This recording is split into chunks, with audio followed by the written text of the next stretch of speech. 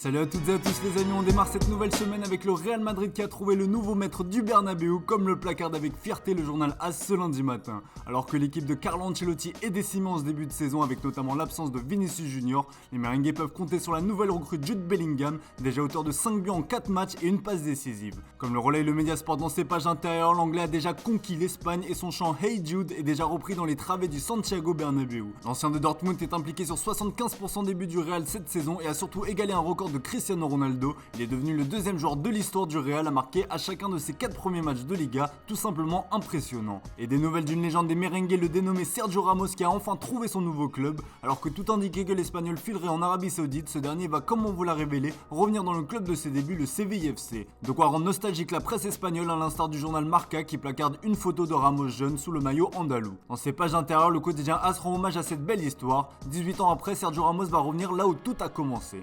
Toujours en Espagne, le Barça décrocha un précieux succès 2-1 face à Osasuna hier. Une victoire compliquée qui montre cependant le caractère des hommes de Xavi. Ils savent souffrir, constate le journal Sport dans son édition du jour. C'est le serial buteur polonais Lewandowski qui a donné la victoire au sien sur penalty, alors que le français Koundé a ouvert la marque pour les Blaugrana. Le Mundo Deportivo parle de réaction et souligne qu'il y a 2 ans, cette équipe n'aurait jamais su réagir. A noter, comme le rappelle le journal Sport dans ses pages intérieures, que 3 recrues ont fait leur grand début. Il s'agit des deux Joao Félix et Cancelo, mais aussi Inigo Martinez.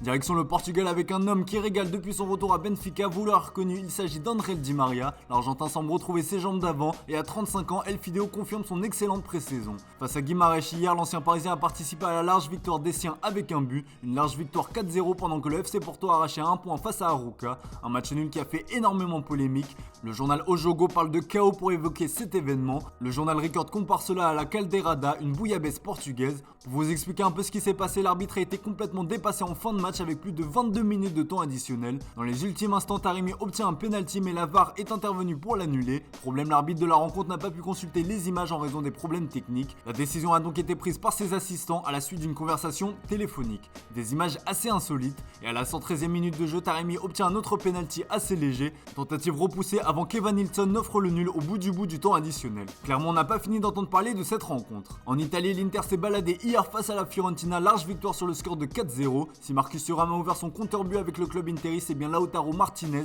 auteur d'un doublé qui fait la couverture du Corriere dello Sport ce lundi. Taureau d'or peut-on lire. Un large succès des Nerazzurri qui prépare de la meilleure des manières le derby milanais samedi prochain. Un choc qui est déjà dans toutes les têtes comme vous pouvez le constater sur la une de la Gazzetta dello Sport. Le club milanais a de son côté remporté un succès délicat vendredi sur la pelouse de l'AS Roma. Dans ses pages intérieures, le journal au papier rose révèle que le club milanais a fait une tentative de dernière minute pour le buteur du LOSC Jonathan David. Le prix réclamé a finalement refroidi les ardeurs de l'AC Milan, mais ces derniers vont revenir à la charge dans le futur. Jonathan David est sous contrat avec le LOSC jusqu'en 2025. En Angleterre, gros choc entre Arsenal et Manchester United hier après-midi, et ce sont les hommes de Mikel Arteta qui sont sortis vainqueurs de ce premier gros test de la saison. The Guardian parle d'extase à l'Emirates sur sa une, et pour cause, les Gunners ont fait la différence dans les ultimes instants du match, alors que Garnacho pensait donner la victoire aux siens, son but a finalement été annulé pour hors-jeu, et dans le temps additionnel, c'est la nouvelle recrue Declan Rice qui a donné l'avantage, avant que le revenant Gabriel Jesus ne crucifie les Red Devils. La presse anglaise n'a d'yeux que pour Rice ce lundi matin, inestimable s'enflamme le Daily Mirror avec le nom de l'ancien de West Ham dans le texte. Le Daily Star placarde aussi la joie du héros sur sa une. Vous noterez dans l'encart que l'avenir de Mohamed Salah est aussi évoqué. Après la victoire de Liverpool face à Aston Villa, son coéquipier Szoboszlai a lâché une véritable bombe sur l'avenir de l'Égyptien.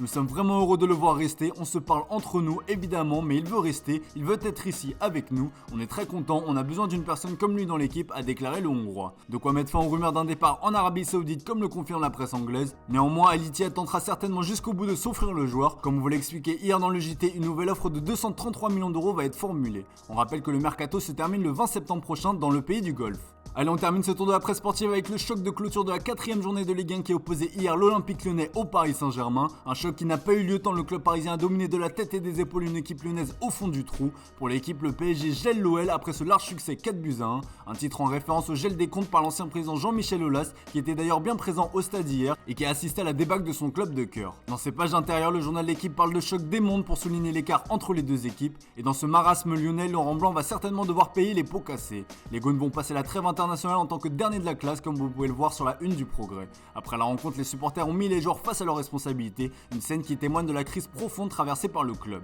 Le PSG de son côté confirme son beau succès la semaine dernière face au RC Lens. Le nouveau PSG de Luis Enrique tombe déjà à plein régime, se réjouit le Parisien. En Espagne, le journal Sport relaye aussi ce joli succès du PSG dans ses pages intérieures. Avec les départs de Messi et de Neymar, une nouvelle ère semble s'écrire au Paris Saint-Germain. D'ailleurs, le Brésilien est revenu sur son départ et son expérience dans la ville lumière à l'occasion d'une interview accordée à O Globo. Le journal Sport relaie quelques mots du joueur d'Al Hilal et ce dernier se paye le club parisien tout en défendant son pote Messi.